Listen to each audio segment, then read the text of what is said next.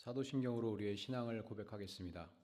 전능하사 천지를 만드신 하나님 아버지를 내가 믿사오며 그 외아들 그리스도 예수 그리스도를 믿사오니 이는 성령으로 잉태하사 동정녀 마리아에게 나시고 본디오 빌라도에게 고난을 받으사 십자가에 못 박혀 죽으시고 장사한 지 사흘 만에 죽은 자 가운데서 다시 살아나시며 하늘에 오르사 전능하신 하나님 우편에 앉아 계시다가 저리로서 산자와 죽은 자를 심판하러 오시리라. 성령을 믿사오며 거룩한 공예와 성도가 서로 교통하는 것과 죄를 사하여 주시는 것과 몸이 다시 사는 것과 영원히 사는 것을 믿사옵나이다. 아멘. 함께 부를 찬송은 439장입니다.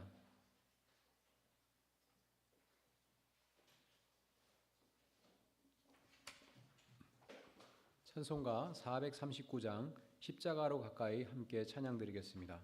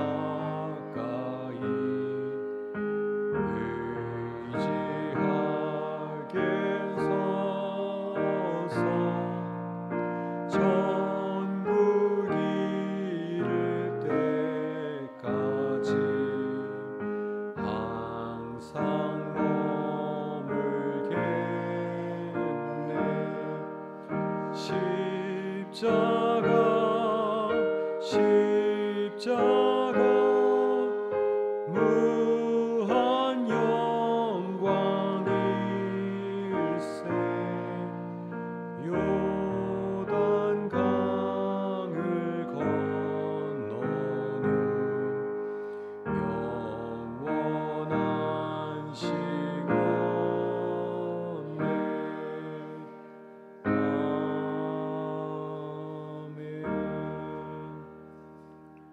오늘 하나님께서 저에게 주신 말씀은 열왕기하 20장 19절입니다.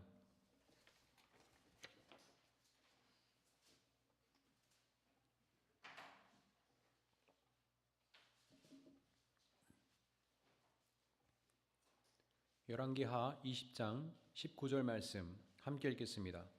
히스기야가 이사야에게 말하였다. 예언자께서 전하여 준 주님의 말씀은 지당한 말씀입니다. 히스기야는 자기가 살아있는 동안만이라도 평화와 안정이 계속된다면 그것만으로도 다행이라고 생각하였다. 아멘. 남왕국 유다의 왕이었던 히스기야는 남왕국과 북왕국을 통틀어서 보기 드문 성군이었습니다. 그는 하나님께서 보시기에 옳지 못한 길을 걸었던 아버지 아하스의 뒤를 이어 왕이 되었으나 열왕기하 18장 3절에 따르면 조상 다윗이 한 모든 것을 그대로 본받아 주님께서 보시기에 올바른 일을 하였습니다.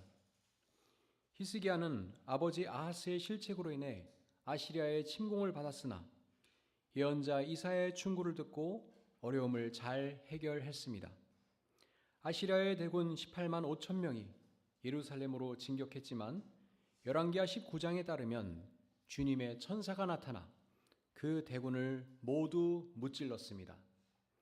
이 사건은 실제로 역사에서 발생했는데 세속 역사가들은 아시리아군이 아마도 전염병으로 인해 퇴각했을 것으로 추정하고 있습니다. 열왕기하 18장과 19장은 이처럼 히스기야가 하나님 앞에서 바른 모습으로 살아갈 때 하나님께서 그와 유다를 보호하여 주신 내용을 기록하고 있습니다. 그런데 오늘 우리가 함께 살펴볼 열왕기하 20장은 이 히스기야의 명암을, 그러니까 하나님 앞에서 그의 신실한 모습과 그렇지 못하였던 모습을 모두 보여주고 있습니다.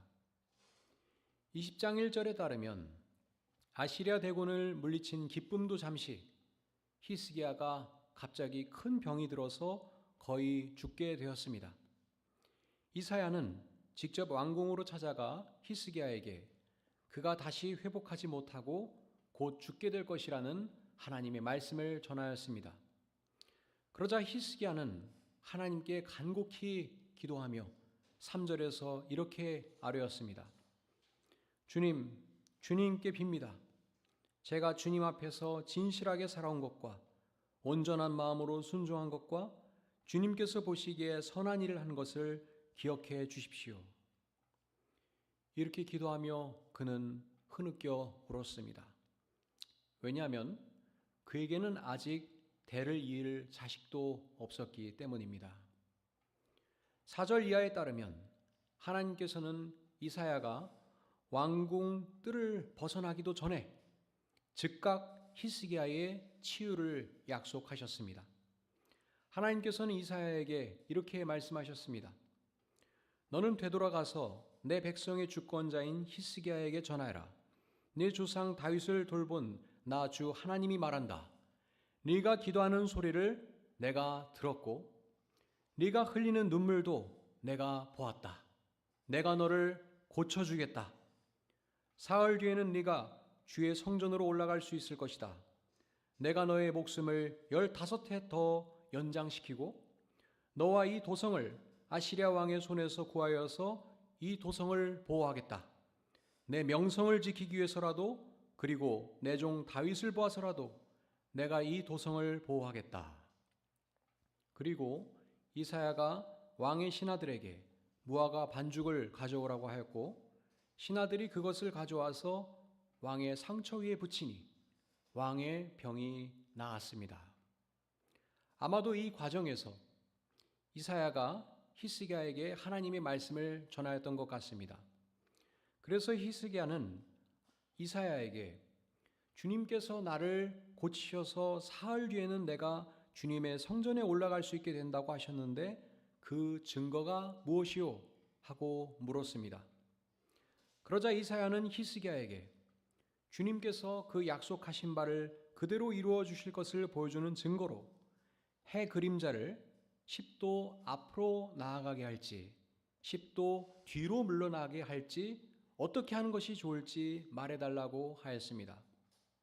당연히 해 그림자가 앞으로 나아가는 것이 자연의 이치이므로 그것은 하나님의 약속을 증명할 증거가 될 수 없었습니다. 그러므로 히스기야는 이사야에게 그림자가 10도 뒤로 물러나게 해달라고 얘기했습니다. 어떻게 되었을까요?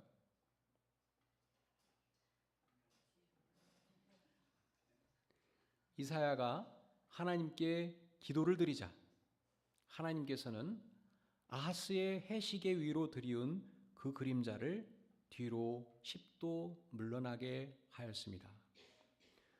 그림자가 뒤로 물러간 것은 히스기야의 생명이 연장된 것처럼 멸망을 향해 가던 유다 왕국의 시계가 잠시 뒤로 늦춰진 것을 시각적으로 보여준 것입니다.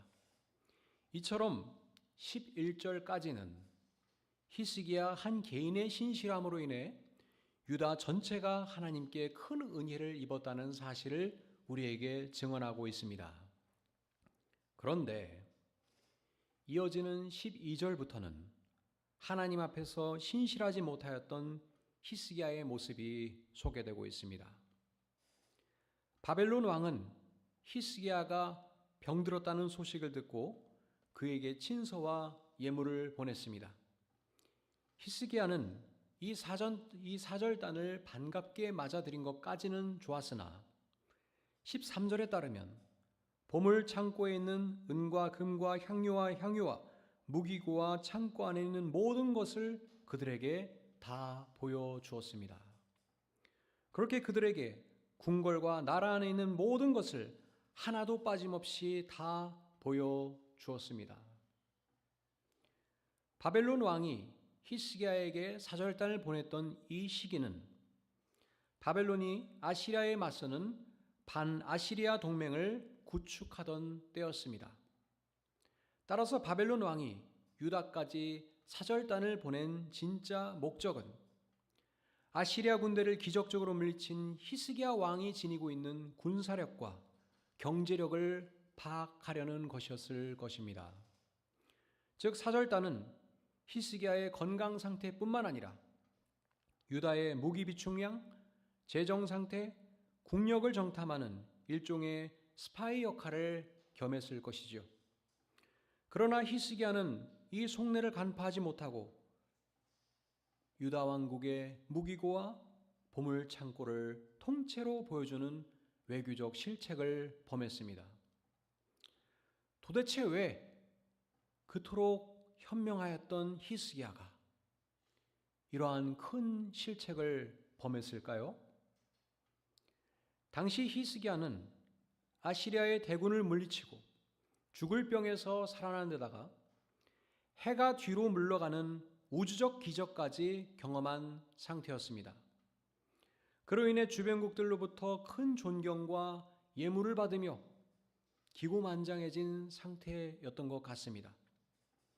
역대하 32장 25절은 당시 히스기야의 상태를 교만한 마음으로 받은 바 은희에 감사하지 않았다고 지적합니다. 따라서 그는 신생국이었던 바벨론의 사절단 앞에서 이 모든 기적과 부가 하나님의 은혜라는 것을 증언하기보다는 내가 이만큼 능력 있고 내가 이만큼 부유한 왕이다 라는 것을 뽐내고 싶었던 것은 아니었을까요?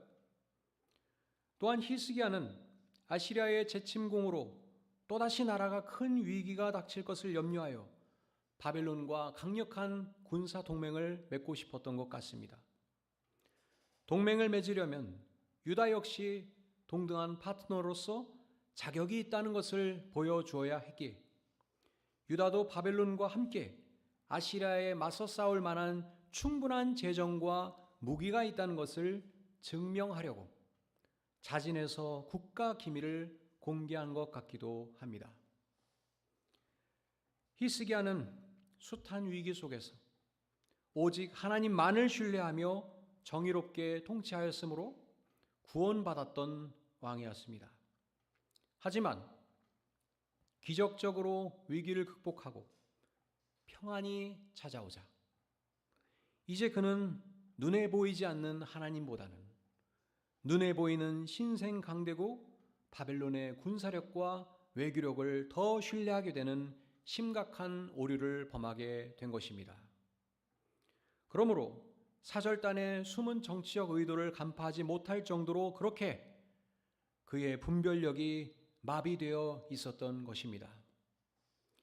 이 사실을 알게 된 이사야는 히스기야에게 17절과 18절에서 주님의 말씀을 전하였습니다.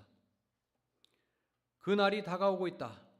그 날이 오면 네 왕궁 안에 있는 모든 것과 오늘까지 네 조상이 저장하여 놓은 모든 보물이 남김없이 바벨론으로 옮겨갈 것이다. 주님께서 또 말씀하십니다. 너에게서 태어날 아들 가운데서 더러는 포로로 끌려가서 바벨론 왕궁의 환관이 될 것이다.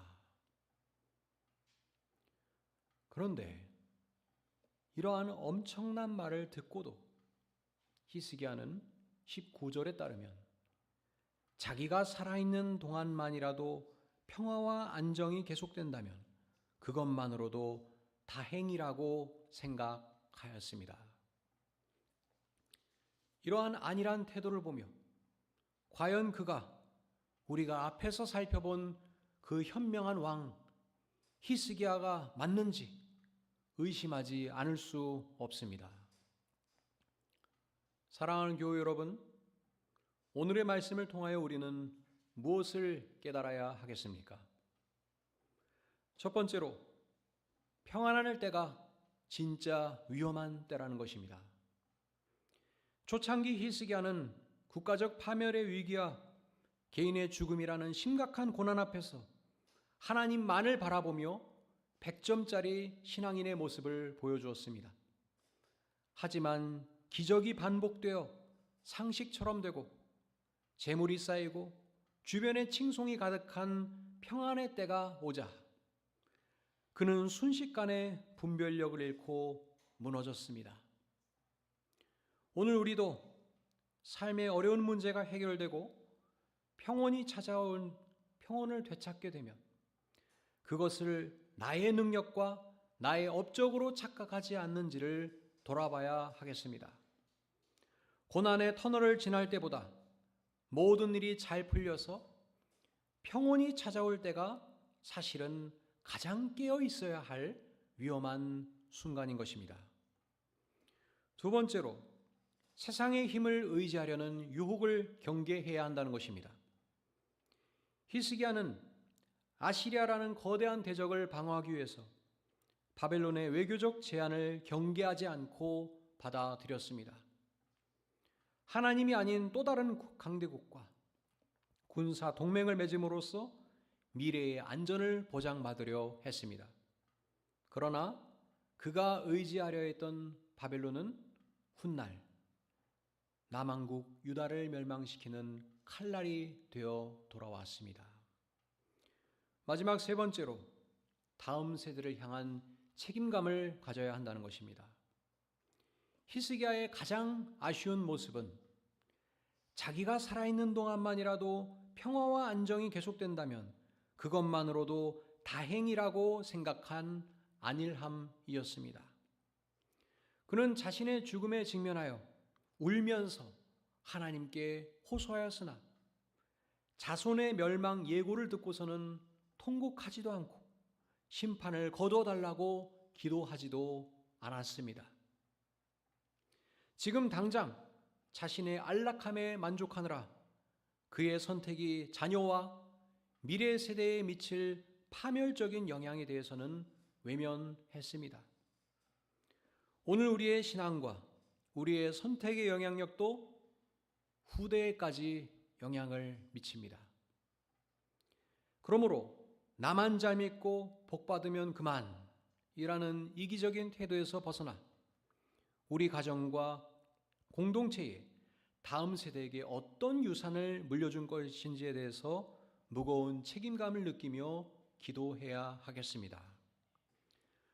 함께 살펴본 열왕기하 20장은 히스기야라는 한 인물을 통하여 우리에게 두 갈래의 길을 보여줍니다. 그의 모습을 거울 삼아 우리가 위기의 순간만이 아니라 오히려 평안할 때도 하나님만을 의지하며 살아가게 되기를 바랍니다. 그리하여 우리가 하나님의 칭찬을 받았던 초기 히스기야의 모습으로 살아가게 되길 바랍니다. 그 히스기야를 통하여 남왕국 유다가 복을 받았던 것처럼 여러분의 오늘 신실한 모습을 통해서 여러분의 가정과 여러분이 속한 공동체가 하나님의 크신 사랑과 은혜를 받게 되기를 간절히 소망합니다. 기도하겠습니다.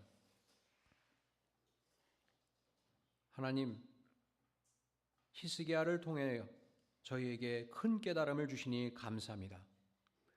저희가 하나님을 기쁘게 해드렸던 그의 바른 모습만을 본받아 오늘도 신실한 모습으로 살아가게 하옵소서.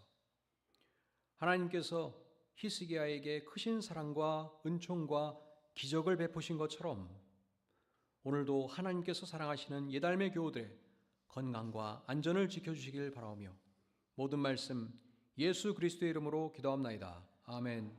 하늘에 계신 우리 아버지여, 이름이 거룩히 여김을 받으시오며 나라의 임하옵시며 뜻이 하늘에서 이룬 것 같이 땅에서도 이루어지이다. 오늘날 우리에게 일용할 양식을 주옵시고 우리가 우리에게 죄 지은 자를 사하여 준 것 같이 우리 죄를 사하여 주옵시고 우리를 시험에 들게 하지 마옵시고 다만 악에서 구하여 주옵소서. 대개 나라와 권세와 영광이 아버지께 영원히 있사옵나이다. 아멘.